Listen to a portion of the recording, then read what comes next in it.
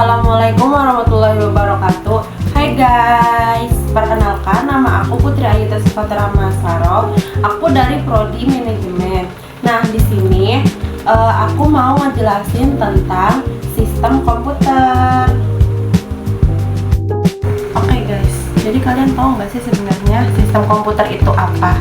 Jadi, sistem komputer adalah kumpulan perangkat keras dan perangkat lunak saling berhubungan untuk melakukan bekerja sama, mengolah data, dan melakukan tugas-tugasnya tertentu. Terus selanjutnya yaitu ada komponen utama dari hardware atau perangkat keras yang isinya tuh ada CPU, terus yang kedua ada RAM, yang ketiga ada monitor, ada mouse, ada printer, dan ada keyboard. Terus ada juga dari perangkat lunaknya. Nah, buat perangkat lunak yaitu berisikan tentang kayak Windows, Linux, Word, Excel, dan lain-lain.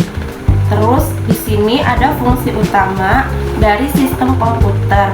Yang pertama yaitu ada pengolahan data, yang kedua ada penyimpanan, terus yang ketiga itu ada pengaturan proses, yang keempat pengawasan. Selanjutnya juga yaitu ada jenis sistem komputer.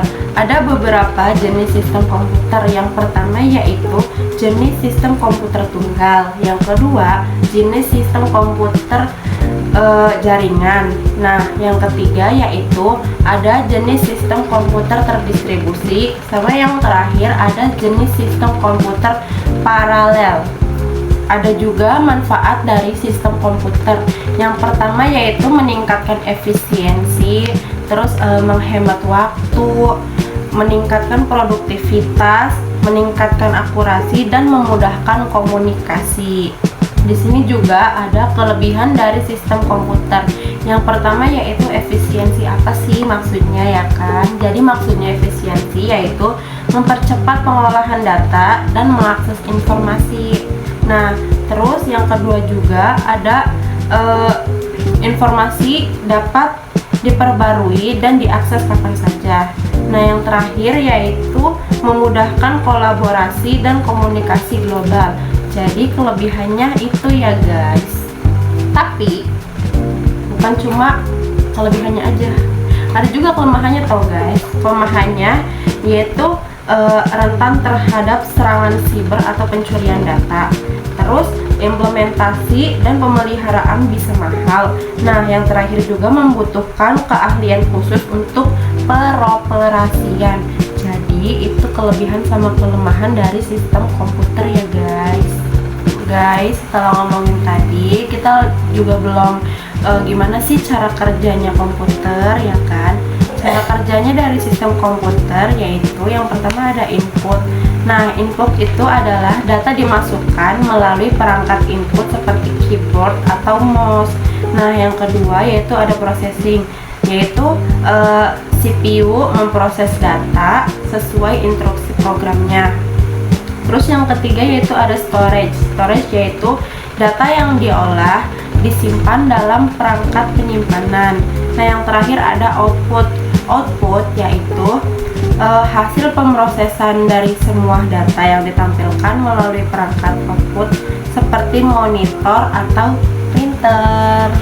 Terus juga ada perkembangan dari sistem komputer, yaitu generasi pertama. Generasi pertama pada tahun 1940-an yaitu menggunakan tabung vakum.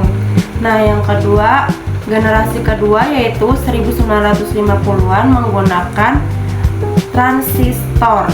Nah, yang ketiga, generasi 1960-an menggunakan sirkuit terpadu atau IC. Terus generasi 1970-an sampai sekarang menggunakan microprocessor. Terus generasi yang kelima yaitu generasi masa depan, mengarah pada kecerdasan buatan dan komputasi kuantum. Nah guys, setelah kita panjang lebar kayak tadi, terus di sini yang terakhir yaitu ada pentingnya sistem komputer. Nah, sistem komputer tuh penting buat berbagai bidang tau guys. Mulai dari bidang pendidikan. Nah, bidang pendidikan ini kan kita bisa buat belajar, terus bisa buat pengolahan data akademik. Terus ada juga kita bisa di bidang bisnis. Nah, bidang bisnis kan bisa buat manajemen data, terus bisa juga buat akuntansi dan e-commerce. Apalagi kayak sekarang kan udah kayak marketing digital gitu ya, kayak pemasaran online kan. Jadi kayak butuh banget kita buat belajar komputer. Nah, terus juga bisa di bidang kesehatan, yaitu untuk menyimpan data pasien dan diagnosa. Terus yang terakhir juga ada pemerintahan untuk administrasi publik dan pelayanan masyarakat. Oke guys, makasih ya buat semuanya yang udah dengerin penjelasan dari materi aku. Bye.